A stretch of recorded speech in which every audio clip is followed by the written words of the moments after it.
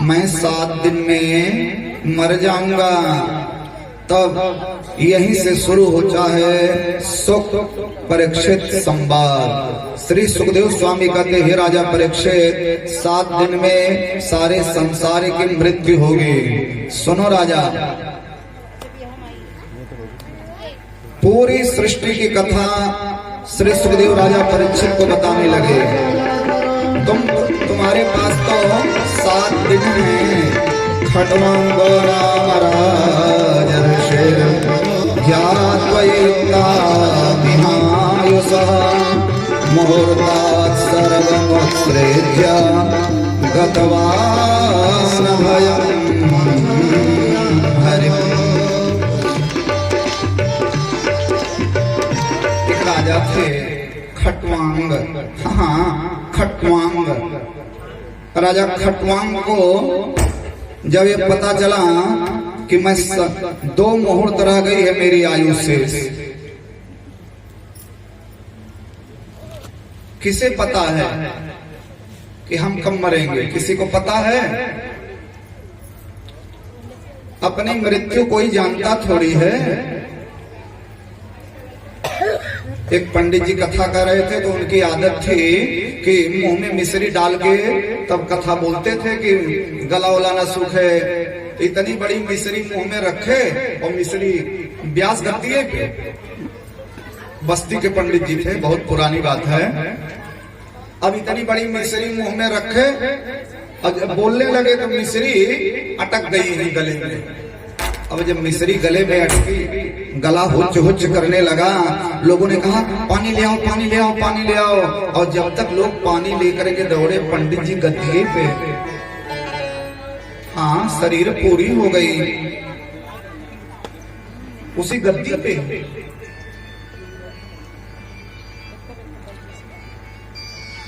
किसी के 1 मिनट का भरोसा नहीं है।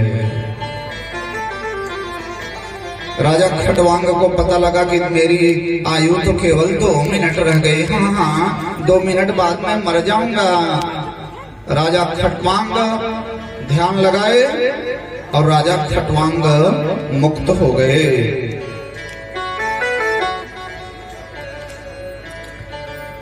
श्री सुखदेव स्वामी कहते हैं हे राजा, पूरी सृष्टि की कथा बताने लगे। पहले इस दुनिया में कुछ नहीं था, कुछ भी नहीं था।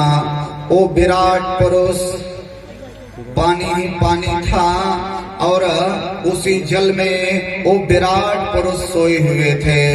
पाताल में तस्य पादमूलम पठन्ति पार्श्वे प्रपदे रसातलम् महातलं वे स्वजोथ गुल्फो तलातलं वै पुरुषस्य जङ्घे द्वे जानुनि सुतलं विश्वमूर्ते रुरोद्वयं वितलं चातलं च महीतलं तजघनं महीपते नभस्तलं नाभिसरो गृह्णन्ति।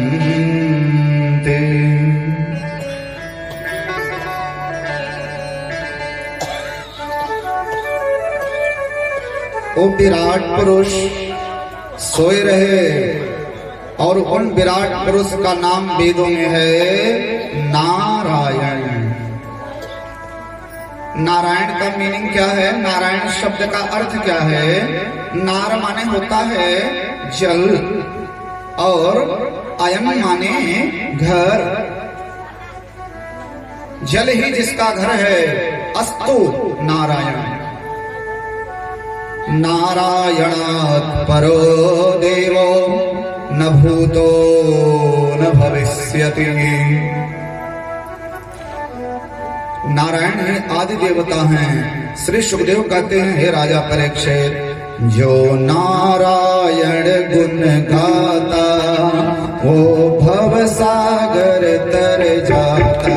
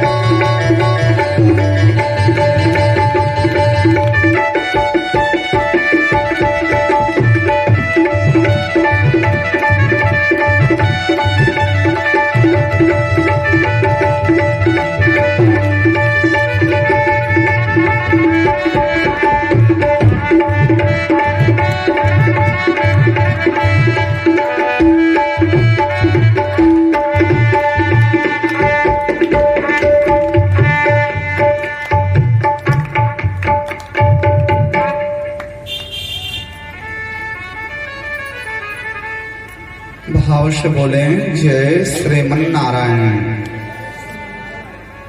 और भाव से बोले कृष्ण अनुरागी भक्तों जय श्रीमन नारायण।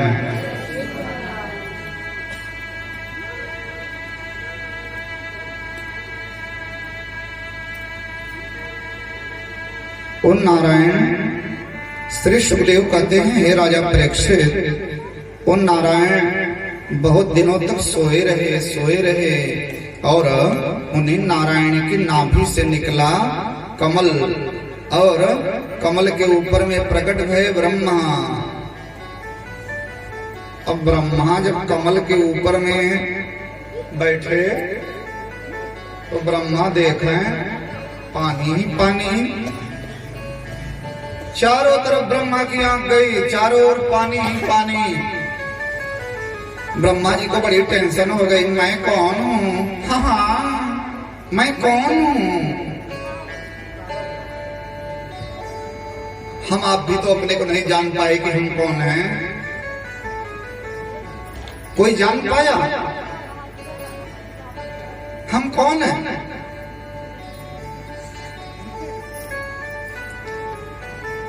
माँ के गर्भ में नहीं आए थे तब हम कहाँ थे? सोचिएगा आज भोजन करने के बाद जब सोइएगा। इसी को बोलते हैं आत्मचिंतन। भोजन करके पंखा चला लीजिएगा, रजाई ओढ़ करके सोचिएगा कि मैं कौन हूं। हम तो कल आत्मचिंतन करते करते 9 बज गया सवेरे का, समय का पता ही नहीं चला। आप लोग सोचिएगा, दुनिया से बहुत बातें किए, अपने आप से पूछिएगा सोते समय मैं कौन हूं? हाँ, मैं कौन हूं? मैं आँख हूं? हाँ, मैं आँख हूं। भैया आँख हो तो आँख अंधी क्यों हो जाती है? अगर तुम आँख हो तो इसकी रोशनी क्यों चली जाती है? मैं नाक हूं। हाँ, मैं नाक हूं। तो कभी कभी नाक में भी तो फॉल्ट आ जाता है।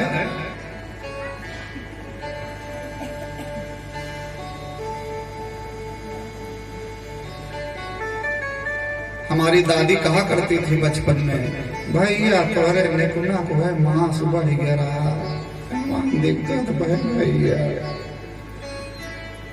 हमको बताती रही जब हम छोटे थे, दादी बताओ भाला भाला फोन गिरे भैया, कुछ पता नहीं चले। तो नाक में भी तो फल्ट आ जाता है।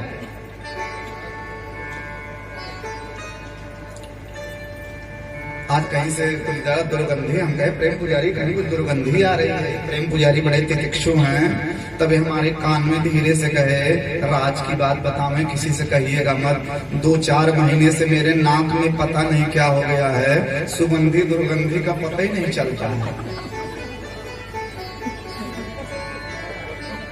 हाँ, तो कभी कभी नाक में भी फॉल्ट आ जाता है।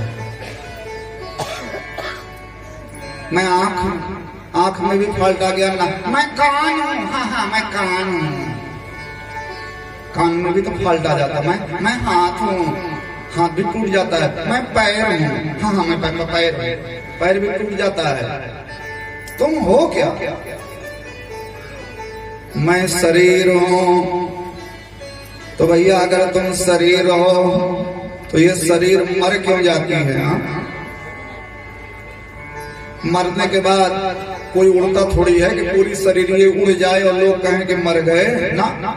वही हाथ, वही पांव, वही नाक, वही मुंह, सब शरीर यही पड़ा है। लोग कहते हैं भैया फलाना खत्म हो गया। कौन खत्म हुआ? ये खत्म हो गए। तो यहाँ सामने खत्म कौन हुआ? बोले ये खत्म हो गए। बोले ये तो सामने पड़े। खत्म कौन हुआ? वही शरीर पड़ी है। माँ के गर्भ में नहीं आए थे तब हम कहाँ थे, और मरने के बाद हम कहाँ चले जाते हैं। ये इसी को ऋषि लोग बोलते हैं आत्मचिंतन। चल रे हंसा अमर लोक को, यहाँ कोई नहीं तेरा है। चल रे हंसा अमर लोक को, यहाँ कोई नहीं तेरा है। जगवालों का हुआ अंधेरा, अपना हुआ सवेरा है।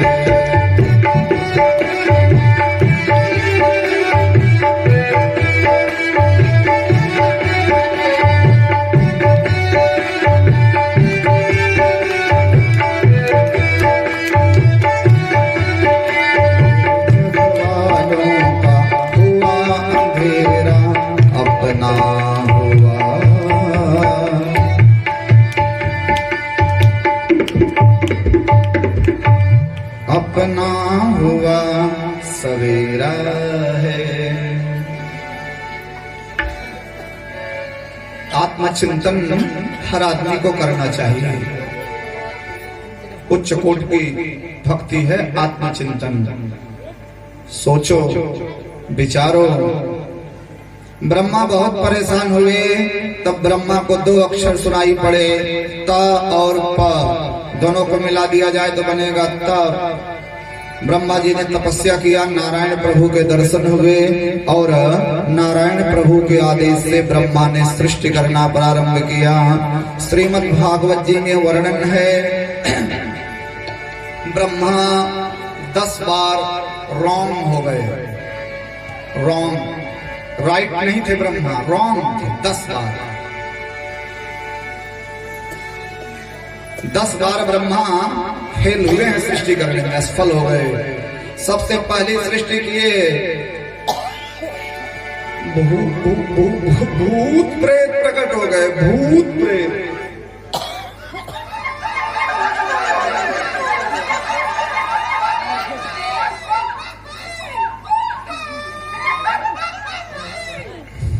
अब वो भूत प्रेत वो मुंह फैला करके ब्रह्मा को ही खाने दौड़े। ये जो भूत प्रेत हैं ब्रह्मा के गलत फैसले थे, ब्रह्मा भगे वहां से। आनंद नहीं आया। भूत प्रेत की सृष्टि हुई, यक्ष की सृष्टि, गंधर्व की सृष्टि, किन्नर की सृष्टि, ब्रह्मा प्रजापतियों की सृष्टि। ब्रह्मा सृष्टि पे सृष्टि करते जा रहे हैं, लेकिन सृष्टि का काम आगे नहीं बढ़ रहा है। तब ब्रह्मा को थोड़ा अमर्ष हुआ और ब्रह्मा आसन लगा करके बैठे, और ब्रह्मा ने मानसिक सृष्टि करना प्रारंभ किया। हाँ, मानसिक सृष्टि अपने मन से ब्रह्मा जी ने, अब ये ऋषियों की सृष्टि है, अपने मन से ब्रह्मा ने 4 ऋषि प्रकट किए। सनत, सनंदन, सनातन, सनत कुमार। आज्ञा पिताजी। बोले बेटा सृष्टि करो। बोले पिताजी हम सृष्टि नहीं करेंगे, हम तो उन्हीं भगवान का भजन करेंगे। हरि शरणम हरि शरणम हरि शरणम हरि शरणम।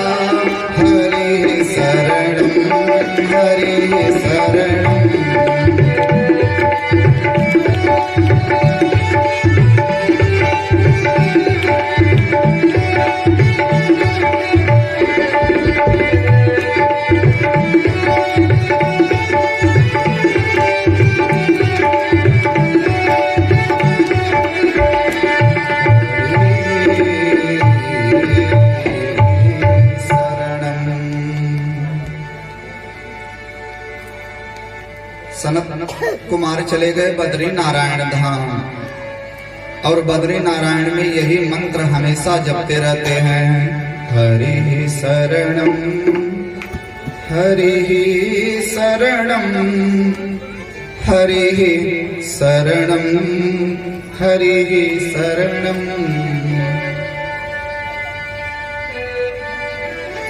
कलयुग का महामंत्र है। हाँ, अपने घर के दरवाजे पर इसको लिखा लेना चाहिए। कलयुग का महामंत्र है, हरि शरणम। क्या है ना, कलयुग लगा हुआ है और कलयुग में बहुत खतरा है। एक्सीडेंट का खतरा, रोग का खतरा, भक्तों को पग पग पर खतरा है। तो हरि शरणम जो मंत्र है ना, ये पहला मंत्र है,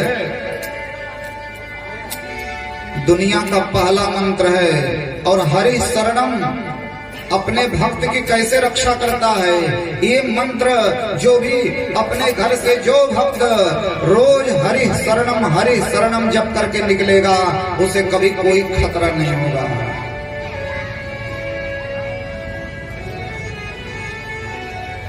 अकाल मृत्यु से बचाता है हरि शरणम।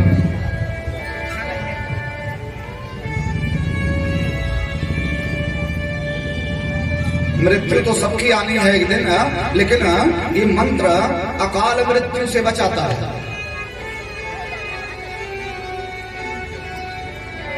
ये अपने भक्त की वैसे ही रक्षा करता है जैसे एक माँ अपने बेटे की रक्षा करती है। एक नन्हा सा बालक होगा, छोटा बालक होगा, और मान लो बालक ने गंदगी लगा ली, पोटी कर दिया, सुसु कर दिया, नाक बह रही है, धूल में लिपटा हुआ है, गंदगी में लिपटा हुआ है, और ऐसा बालक गंदगी लगाए हुए अगर पिता की गोद में जाएगा तब पिताजी नहीं लेंगे, किसी कीमत पर नहीं लेंगे। बच्चे ने सुसु किया हो, पोटी किया हो, गंदा हो, पिता के पास जाएगा, पिताजी डांट देंगे, ये मम्मी के पास। और माँ ये नहीं देखेगी कि हमारे बेटे को गंदगी लगी है, धूल लगी है, पोटी किया है। बेटा चाहे जिस हालत में हो, छोटा सा बच्चा जब माँ के पास जाएगा, माँ दौड़ करके उस बच्चे को गोद में ले लेगी और जितनी भी गंदगी है सब साफ कर देगी, नहलाएगी, धुलाएगी, तेल फुलेल इत्र सेंट काजल का टीका लगा करके चकाचक कर देगी, सारी गंदगी दो। और जब बालक बिल्कुल फ्रेश हो जाएगा तब पिताजी को प्यार उमड़ेगा, ले आओ भाई मेरा भी तो बेटा है।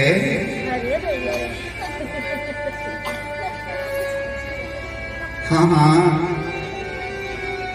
तब पिताजी को प्यार पड़ेगा।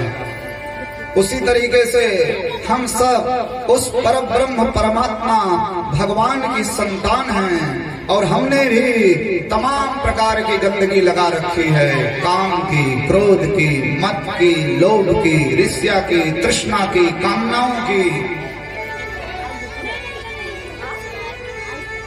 ये जो गंदगी अपने शरीर में लपेट रखी है, लेकिन चाहे जितनी पाप की गंदगी, पाप की गठरी अपने सिर पर रखे हों, जिस समय भक्त उन्मुक्त होकर के इसी हरि शरणम का ही अनुवाद है, भक्त एक बार आर्त होकर के जब पुकारता है, हरे रामा रामा रामा हरे हरे, हरे रामा रामा रामा हरे हरे, हरे कृष्णा कृष्णा कृष्णा हरे हरे।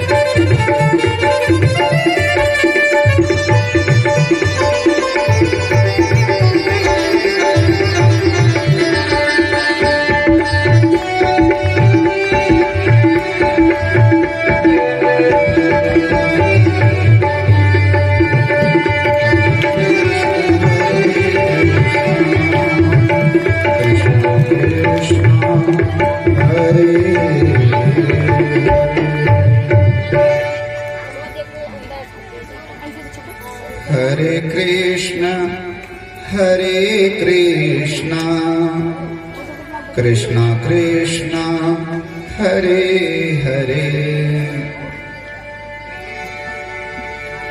हरि शरणम कहो, हरे राम राम राम हरे हरे।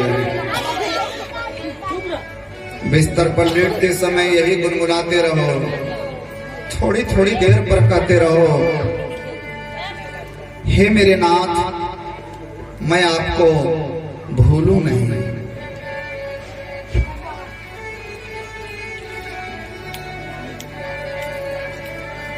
सनत कुमारी यही मंत्र जपते हैं बद्री नारायण में। अब ब्रह्मा जी ने दूसरी मानसिक सृष्टि की।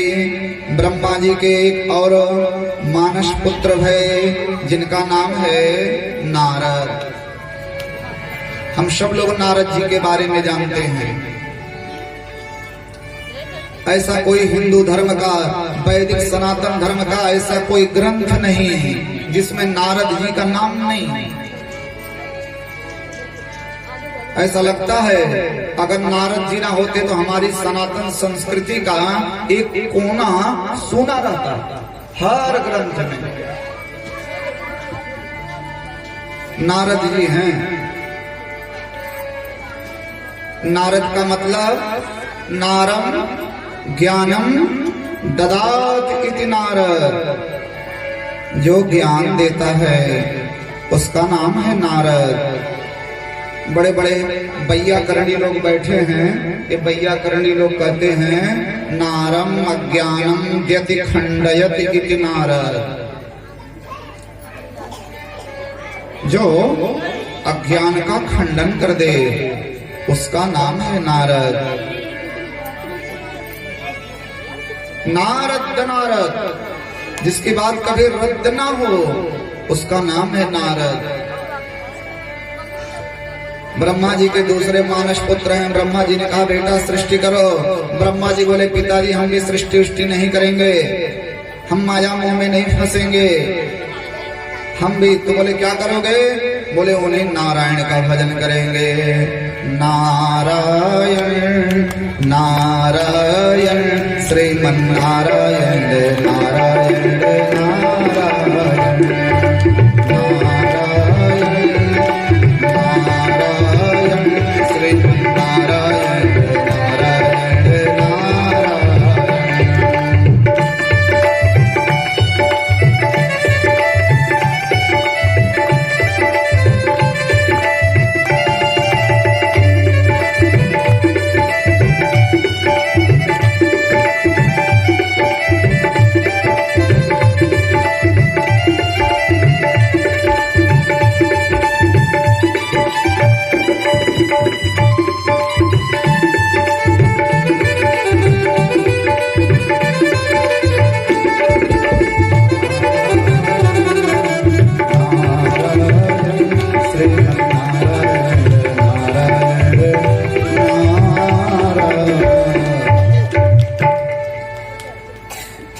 नारद जी भी चले गए।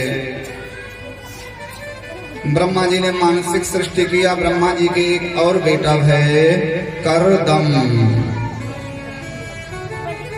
ब्रह्मा जी ने कहा बेटा सृष्टि करो। बोले नहीं नहीं हम भी भगवान का भजन करेंगे। बाद में करदम ने सृष्टि करने का फैसला किया, लेकिन उस समय करदम भी वैरागी हो गए। कई प्रकार से जब ब्रह्मा असफल हुए तब ब्रह्मा ने अपने मन से स्त्री और पुरुष का एक जोड़ा उत्पन्न किया। स्त्री थी शतरूपा महारानी और पुरुष थे मनु जी महाराज। स्वयंभु बाबा जी ने इशारा किया है। स्वयंभुव मनो शतरूपा जिनसे भैया सृष्टि अनुपा।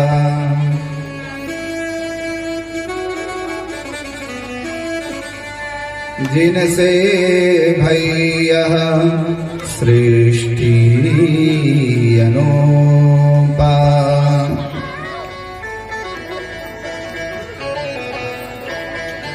तो इन्हीं मनु और शतरूपा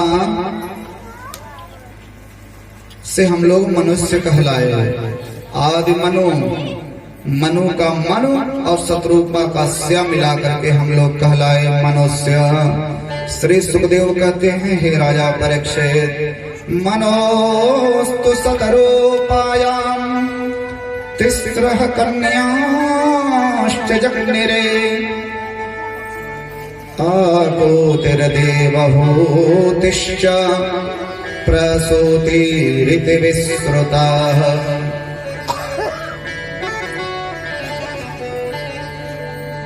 इन्हीं मनु और शतरूपा के सबसे पहले 3 बेटी हुई। हाँ 3 बेटी। सृष्टि का काम आगे बढ़ा। तीनों बेटियों का नाम आदि मनु और आदि शतरूपा के 3 बेटियां भाई। ध्यान से कथा सुनिएगा।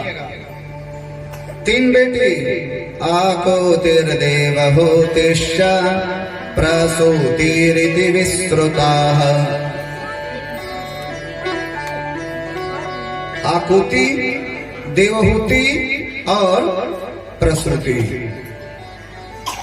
आकोतिम रुचये प्रादादपि भ्रातिमतीं नृपा पुत्रिका धर्ममाश्रित्य शतरूपानुमोदितः।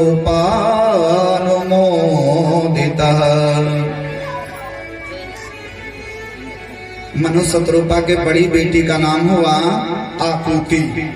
हाँ, आकुति।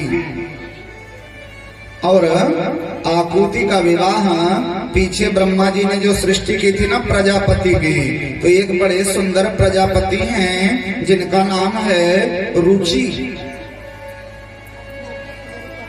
तो मनु और शत्रुपा की बड़ी बेटी आकुति का विवाह रुचि प्रजापति के साथ हुआ। और इन्हीं आकुति और रुचि के यहाँ एक बड़ा सुंदर बेटा पैदा हुआ जिसका नाम हुआ यज्ञ। ये यज्ञ भगवान के अवतार थे।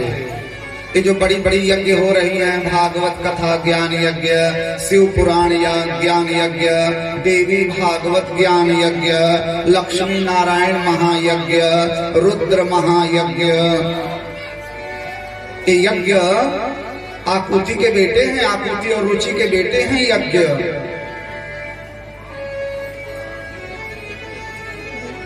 और इन यज्ञ का विवाह दक्षिणा महारानी के साथ हुआ। इसलिए तो बड़े बड़े वैदिक विद्वान लोग कहते हैं भाई अब जजमान दक्षिणा चढ़ावें, यज्ञ की पत्नी है ये दक्षिणा।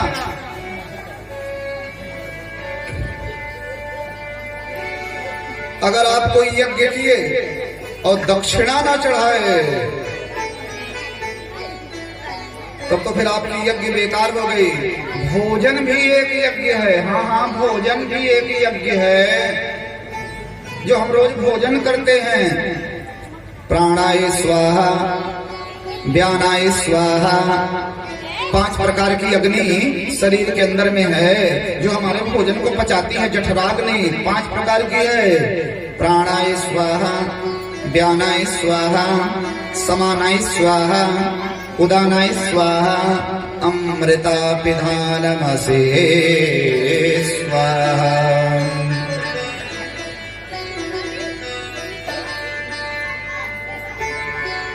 यज्ञ की पत्नी है दक्षिणा। इसलिए किसी ब्राह्मण को भोजन कराने के बाद कहते हैं भैया ब्राह्मण को भोजन कराने के बाद में दक्षिणा देना चाहिए। यज्ञ की पत्नी दक्षिणा। और ये यज्ञ साक्षात भगवान के अवतार हैं। यज्ञ नारायण नारायण नारायण, यज्ञ नारायण नारायण नारायण।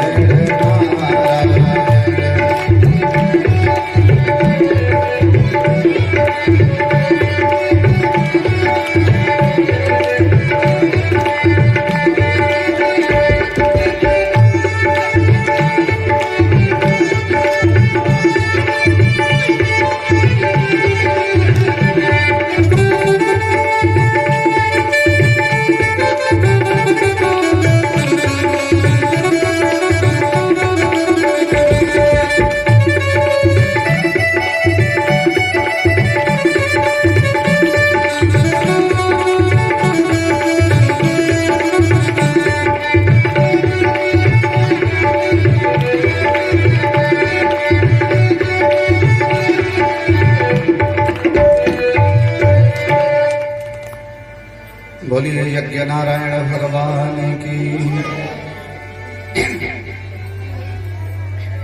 आकुति का विवाह रुचि के साथ हुआ, वहां यज्ञ पैदा हुए और यज्ञ का विवाह दक्षिणा के साथ हुआ।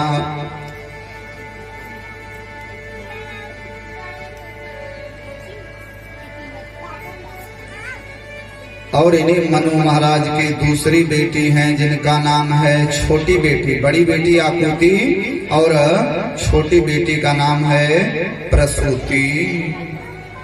प्रसूति का विवाह पीछे ब्रह्मा जो सृष्टि कर रहे थे जब रौन हुए थे, एक बड़े सुंदर प्रजापति हैं जिनका नाम है दक्ष। तो मनु जी की छोटी बेटी प्रसूति का विवाह दक्ष के साथ हुआ। ये वही दक्ष प्रजापति हैं जिनके यहाँ स्वयं परम्बा जगदम्बा भगवती बेटी के रूप में जन्म ली, जिनका नाम हुआ सती। हम सब लोग कथा जानते हैं सती देवी की।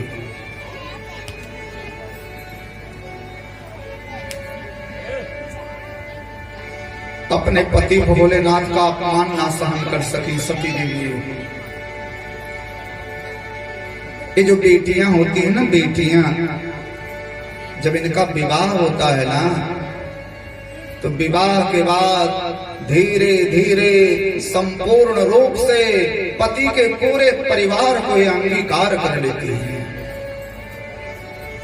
वो अलग बात है, थोड़े दिनों तक ममता रहती है, मम्मी पापा घर द्वार, ममता तो सारी जिंदगी रहेगी जहाँ जन्म हुआ है। लेकिन धीरे धीरे धीरे धीरे ये अपने पति के यहाँ ही एडजस्ट हो जाती हैं। पति के पापा इनके पापा हो जाते हैं, पति की मम्मी इनकी मम्मी हो जाती हैं। संपूर्ण रूप से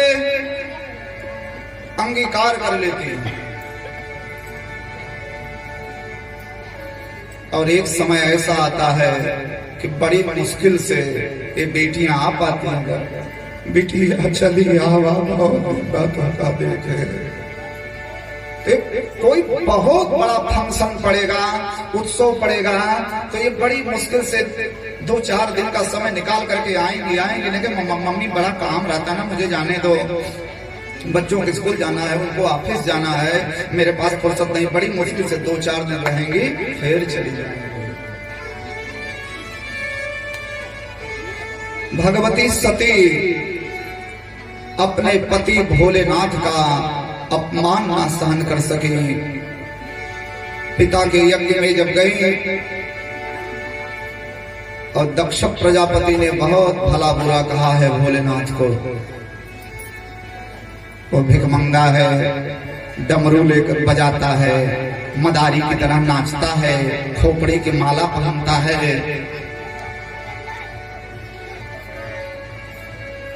अरे मुझे तो बड़ी शर्म आती है। दक्ष प्रजापति कहा, जब समाज के लोग कहते हैं दक्ष प्रजापति ये आपके दामाद हैं, तो लज्जा से हमारा सर झुक जाता है।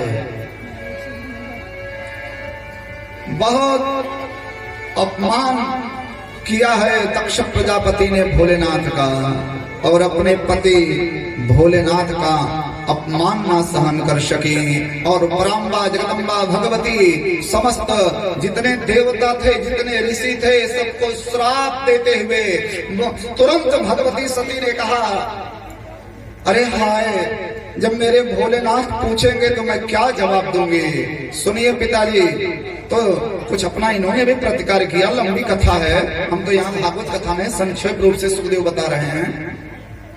सती देवी ने भी कुछ कहना चाहा कि पिताजी, तब दक्ष प्रजापति ने कहा, सुनो, यहाँ आकर के बिना मतलब का तुम हल्ला मत मचाओ, बखेड़ा मत मचाओ, तुम्हें बुलाया किसने था? भगवान शंकर तो मना कर रहे थे कि देवी मत जाओ, न्योता नहीं आया है। लेकिन ये बेटियां होती है ना, बेटियों को अपने मायके से बड़ा प्रेम होता है। ये बेटियां अपने भाई और अपने बाप का अपमान सहन ही नहीं कर सकती हैं। ससुराल में कोई इनके भाई की निंदा करे, कोई इनके बाप की निंदा करे, ये सुन नहीं सकती हैं। मायके का प्रेम सती को लेकर के गया, लेकिन वहां अपने भोलेनाथ का इतना अपमान सुनना पड़ा। चुपचाप रहना और रहो, नहीं जाओ। जब इस तरह से दक्ष प्रजापति ने कहा, तब सती देवी ने कहा, सुनिए पिताजी, मैं चली जाऊंगी और आज के बाद नहीं आऊंगी, लेकिन ये गली, ये चौवारा, ये टोला, ये मोहल्ला, ये जन्मभूमि, मैं सब छोड़ करके चली जाऊंगी और नहीं आऊंगी आज के बाद। लेकिन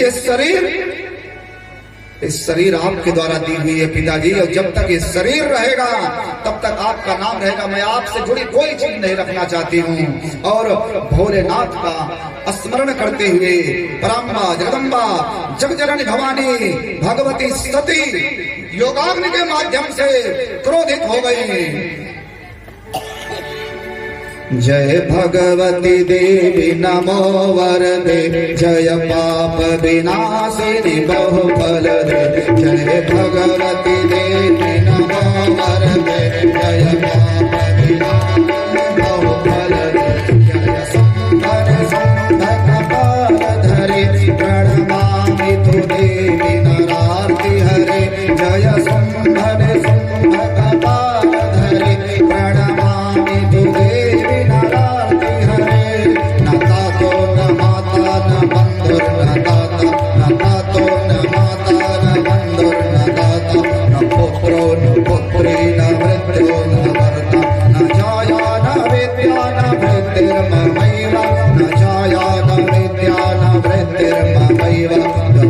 गतिस्त्वं गतिस्त्वं त्वमेका भवानि गतिस्त्वं गतिस्त्वं त्वमेका भवानि गतिस्त्वं गतिस्त्वं त्वमेका भवानि।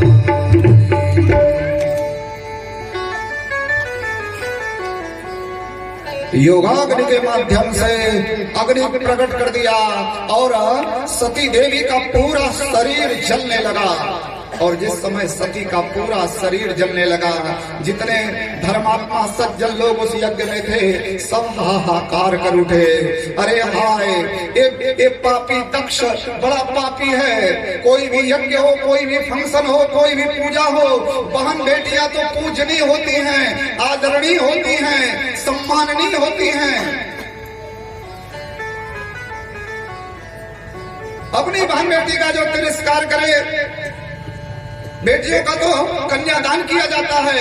विवाह के समय बेटियां साक्षात नारी, साक्षात लक्ष्मी का स्वरूप होती है। माता पिता बेटी का पैर छूते हैं, कन्यादान करते हैं, जिसे हम लोग बोलते हैं पापूजी हो रही है। सज्जन लोगों ने कहा, अरे नीच दक्ष, इसके यहाँ यज्ञ में इसकी अपनी बहन बेटी जल करके मर रही है। ये पापी ऐसी ऐसी बात बोल दिया कि बिटिया मरने पर विवश हो गई। भगवान शंकर को कुछ खतरा था, सती को बार बार रोक रहे थे, लेकिन सती नहीं मानी तो भगवान शंकर कुछ गणों को भी भेज दिए थे। जब सती का शरीर जलने लगा तो गण लोग तो पगला गए। माता जी जल गई, माता जी जल गई, माता जी जल रही हैं। गण लोगों ने मारपीट मचाना प्रारंभ कर दिया। मारो मारो मारो मारो मारो मारो मारो मारो मारो मारो इस नीच दक्ष को मारो। जो 10, 20, 50 गए थे वहां बड़ी मारपीट होने लगी। और कितने गण तो रोने लगे, हाय हमारे रहते माता जी मर गई। अब भोलेनाथ को जाकर के क्या मुंह दिखाएंगे, अपना हृदय पीटने लगे, अपना बाल नोचने लगे कितने गण। और कितने गण तो वहीं पर अपने प्राणों का त्याग कर दिए। और कितने गण पटका पटकी होने लगी, हाय मुंह का लात घूसा सब चलने लगा। तो एक आचार्य हैं भृगु जी, आचार्य का कर्तव्य है कि किसी भी यज्ञ की रक्षा की जाए। भाव से बोले ओम नमः शिवाय, बोलिए बोलिए ओम नमः शिवाय। आचार्य का कर्तव्य है कि किसी भी यज्ञ की रक्षा की जाए। रेभु संवर्तक गण आहुति डाले और वो देवता लोग भगवान शंकर के गणों को मार मार करके भगा दिए।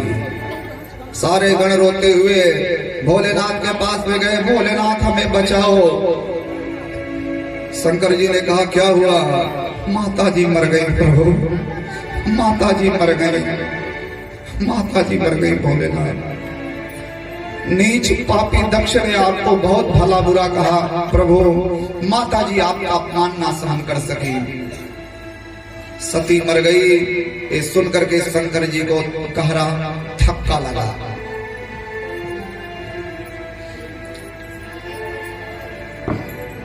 सारी जिंदगी रही, कभी इसने कुछ नहीं कहा। आज सती मर गई ये जान करके शंकर जी को बड़ा दुख हुआ और उसी समय अपनी जटा को उखाड़ करके पृथ्वी पर पटके वीरभद्र की उत्पत्ति हुई और वीरभद्र गए हैं। आप लोग जानते हैं वीरभद्र ने फिर दक्ष प्रजापति की क्या गति की। जो भृगु जी थे, भृगु बढ़िया दाढ़ी रखे थे, दाढ़ी यहां तक दाढ़ी थी। अब वीरभद्र गुस्से में थे ही। शंकर जी ने कहा, वीरभद्र जाओ, ब्रह्मा का अहंकारी बेटा दक्ष यज्ञ कर रहा है, उसके यज्ञ को विध्वंस कर दो और दक्ष की गर्दन काट दो। तो वीरभद्र आए तो सबसे पहले यही भृगु को देखे बढ़िया दाढ़ी रखे थे। तो वीरभद्र ने कहा, जिस समय शंकर जी की निंदा हो रही थी, भगवती सती अपने पति भोलेनाथ का अपमान न सहन कर पाई और रो रही थी, उस समय तुम दाढ़ी फेर रहे थे। बहुत बड़का आचार्य हो, वीरभद्र वही अपनी दाढ़ी और अपनी वही मूंछ साला में ऐसे ऐसे वीरभद्र कहे लाओ आज हम बताते हैं। उनकी दाढ़ी और मूंछ पकड़ करके ऐसा उखाड़ लिए कि एक बाले नहीं रह गया। इतनी बड़ी बड़ी दाढ़ी और बढ़िया मूंछा टेक रहे थे, अब पकड़ करके ऐसा पकड़े कि किसी अस्तूरा की जरूरत नहीं पड़ी, एक बाल नहीं बचा, सब खींच लिए।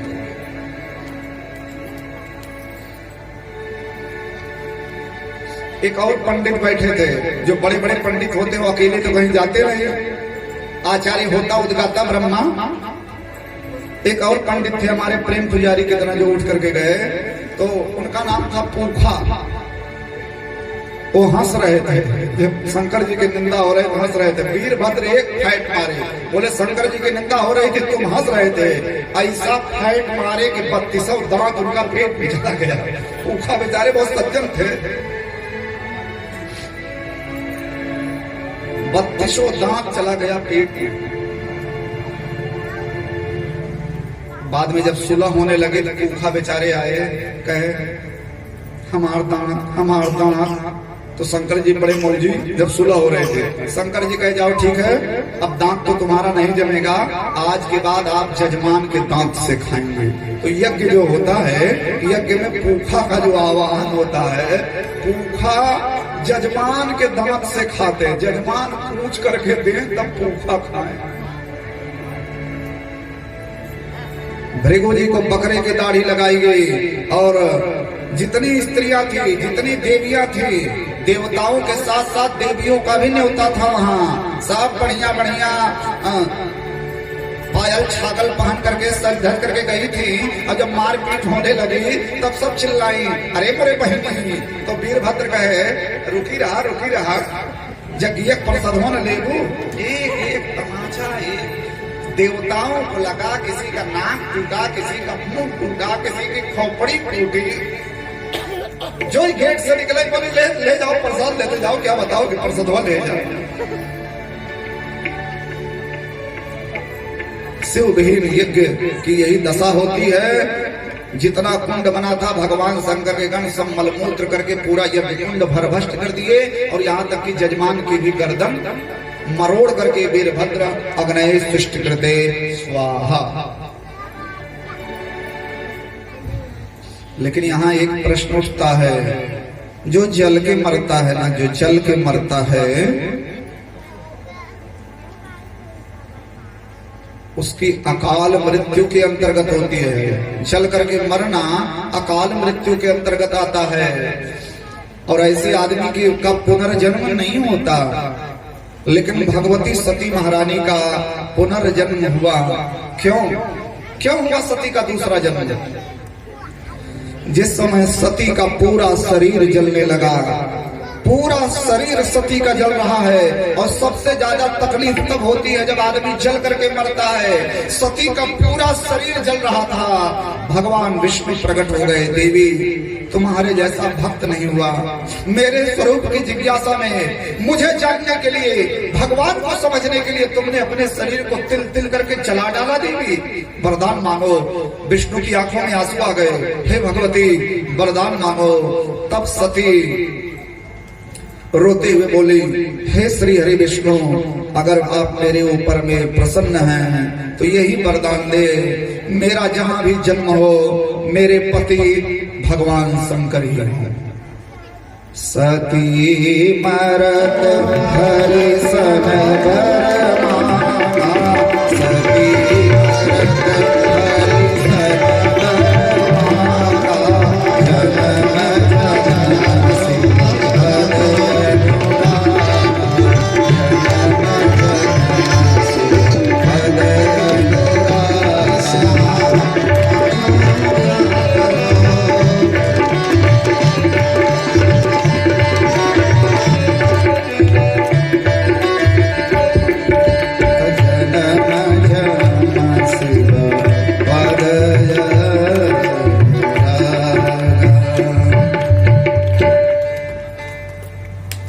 और एक बार भगवान शंकर सती को लेकर के हिमालय पर्वत पर गए थे, तो हिमालय की पत्नी मेना ने सती देवी की इतनी सेवा की और बेटी की तरह स्नेह किया।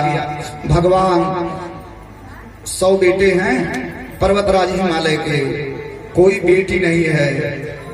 बेटी की तरह सती का स्नेह किया था और सती ने भी मां कह करके मैना देवी को प्रणाम किया था।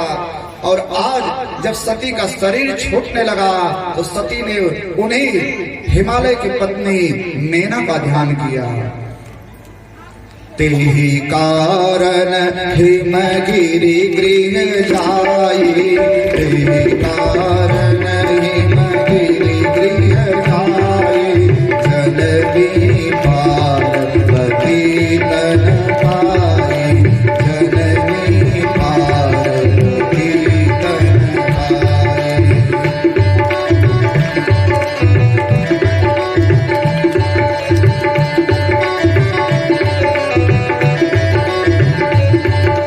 तेहि कारण हिमगिरि गृह जाई, तेहि कारण हिमगिरि गृह जाई, जननी पार्वती तन पाई, जननी पार्वती तन पाई।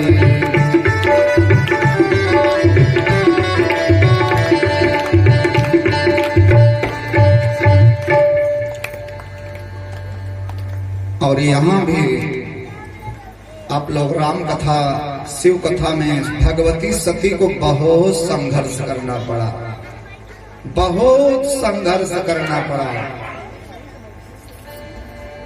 बहुत दिनों तक तपस्या की,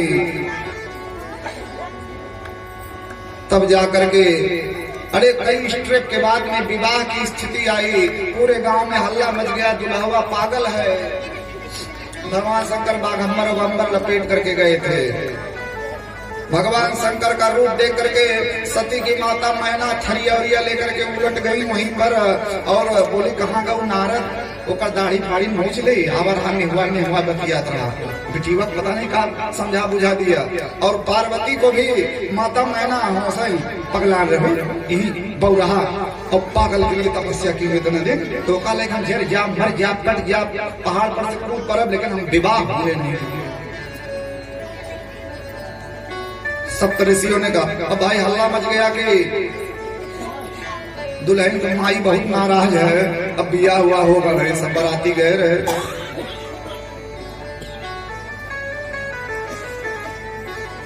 अब बड़े खतरनाक बाराती गए थे।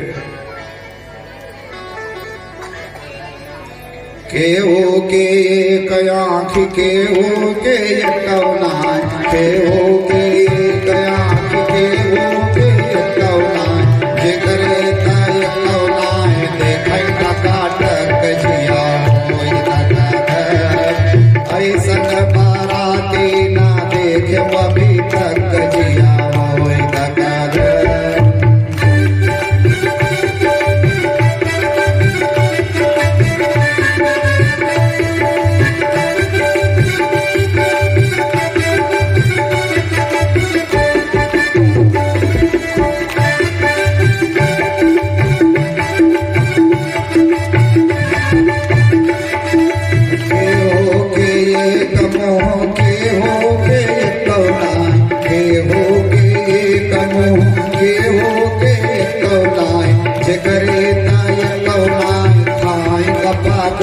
जिया होई टकाटक, ऐसन बाराती ना देखे अभी तक जिया होई टकाटक।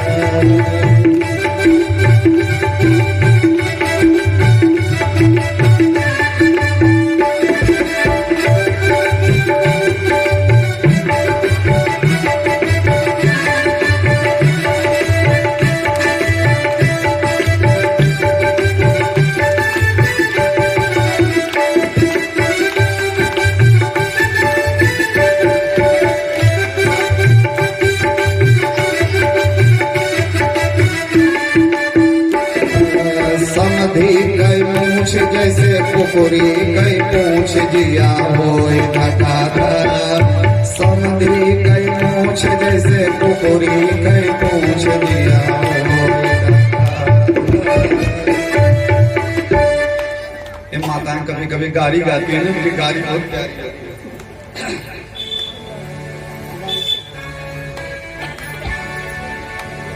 बड़े खतरनाक खतरनाक बराती। सप्त ऋषियों ने कहा नारद जी जाइए समझाइए दुल्हन के माई के। तब नारद कहे हम न जाना है, बहुत महाराजा हम बिल्कुल नहीं जाएंगे। इसलिए नारद अकेले नहीं गए, सप्त ऋषियों के साथ गए हैं। बड़ा संघर्ष हुआ। हम तो भागवत कथा कर रहे हैं, राम कथा शिव पुराण में बड़े विस्तार से शंकर जी के विवाह का वर्णन है।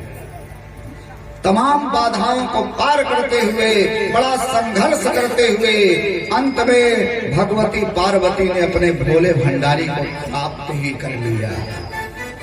श्रद्धा और विश्वास का मिलन हुआ। वंशावली में श्री सुखदेव कहते हैं, हे राजा परीक्षित, ये वही सती हैं जिनका विवाह भगवान शंकर के साथ हुआ और सती ही दूसरे जन्म में बनी पार्वती।